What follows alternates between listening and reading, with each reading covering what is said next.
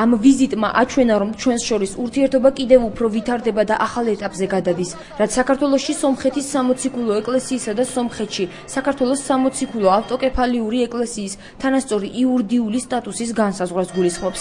ასევე საქართველოში სომხური, გრიგორიანული და სომხეთში ქართული დიოფიზიტური ეკლესიების გახსნის ხელშეწყობასაც. ეს არის ნაწყვეტი კომუნიკედან, რომელიც საქართველოსა და სომხეთის სულიერმა ლიდერებმა მიიღეს.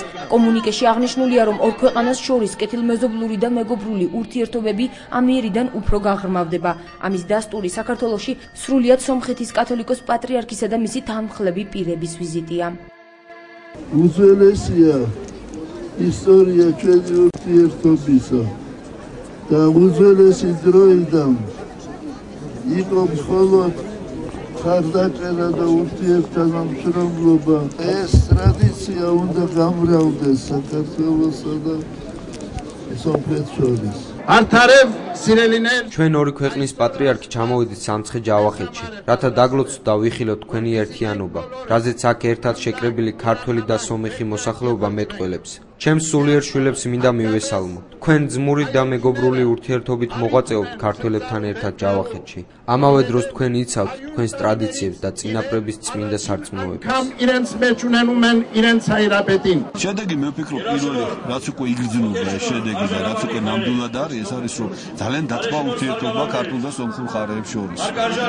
აქ ძირითადად სომეხი მოსახლეობა მოგეხსენება და ქართველები უმცირესობას წარმოადგენენ, მაგრამ რაც შეეხება ეკლესია ურთიერთობას და ჩვენ აი ქართული ეკლესიის ურთიერთობას ხელისუფლება ადგილობრივ ხელისუფლებასთან სომხურ ეკლესიასთან, შედარება არ არის, ძალიან გამოსწორდა.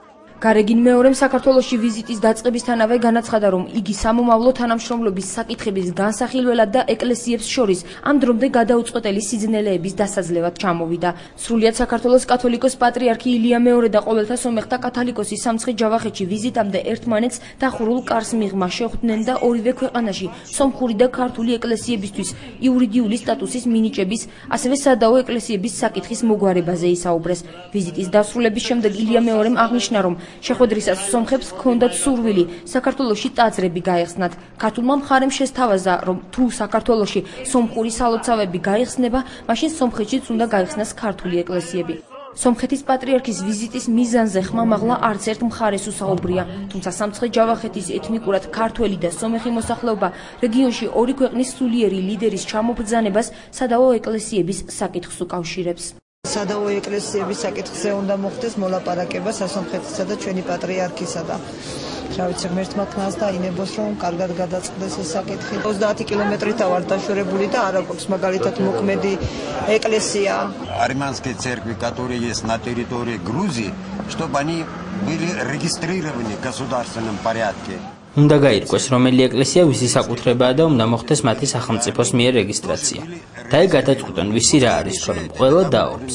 Зачем спорит вечно? Народ спорит, верующие спорят, ინტელიგენცია სპორტ. იმ საკითხებზე, რაც არის ახლა ჩვენი ეკლესიების სომხეთის ტერიტორიაზე და ასევე ჭორის დონეზეა თუ რეალობა არ ვიცი რომ არის საუბარი რომ საპატრიარქო ის რა ქვია აქ გაიხსნეს მათი როგორ ვთქვა რეზიდენცია. ეკლესიების დაჟე შენობიდანაც ჩანს. ქართული ეკლესია არის, სომხური ეკლესია არის და რა არის? ყველაფრით ჩანს.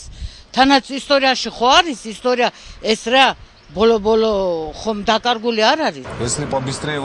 კარგია რომ ასეთი შეხვედრა შედგა. ხშირად უნდა შეხვდნენ ერთმანეთს და ამით შედეგებს უფრო მიუახლოვდებით. თავადია რომ ისინი ერთმანეთს უგებენ და მე ვიცი რომ სომხები და ქართველები ძმები იყვნენ. ძმები არიან და მილიონი წელიც რომ გავიდეს ეს ასე იქნება.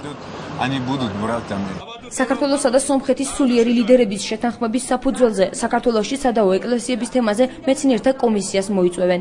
ილია მეორე ისიც აღნიშნა, რომ ეკლესიების კუთვნილებაზე პრობლემები სომხეთშიც არსებობს და ორ ქვეყანას შორის სამაგალითო ურთიერთობისთვის არ შეიძლება მოძრაობა მხოლოდ ცალმხრივი იყოს. სადაო ეკლესიებზე საკუთარი შეხედულება აქვს ისტორიკოს ცირა მესხიშველს. მისი თქმით, რეგიონში ასეთი ძეგლი არაერთია, თუმცა ეს ერებს შორის კონფლიქტის მიზეზი არ უნდა გახდეს. სამცხე-ჯავახეთში და ძალიან ბევრ ტერიტორიაზე არის უამრავი ძეგლი, რომელიც ეკუთვნოდა ერთმა ხალხმა აშენა, მეორემ დააშენა, მესამემ გამოიყენა, ილოცა. სომხური მოსახლეობა ჩამოვიდა თავის გემოვნებაზე გადააკეთეს ეს ეკლესია და მე შევიდნენ და ილოცეს. ეს ჩვეულებრივი მოვლენა არის ისტორიაში. ჯავახეთშიც არის უამრავი ძეგლი, რომელიც იყო ქართულმა მე გადაკეთდა სომხურ ეკლესიად. მე მგონია რომ ეკლესია არავინ არ უნდა გამოიყენოს ერებს შორის გადაკეთების რაღაც პროვოცირების მიზეზად. ყოველთა სომეხთა კათოლიკოსმა საქართველოში ვიზიტისას აღნიშნა, რომ სომხეთში ქართულ თემს იურიდიული სტატუსის მისანიჭებლად პრობლემები არასდროს ჰქონია და არც მომავალში შეექმნება. ასევე განიხილება იქ არსებული ქართული ეკლესიების დაბრუნების საკითხიც. აღსანიშნავია, რომ ბოლო 100 წლის მანძილზე ყოველთა სომეხთა კათოლიკოსი საქართველოს პირველად ეწვია.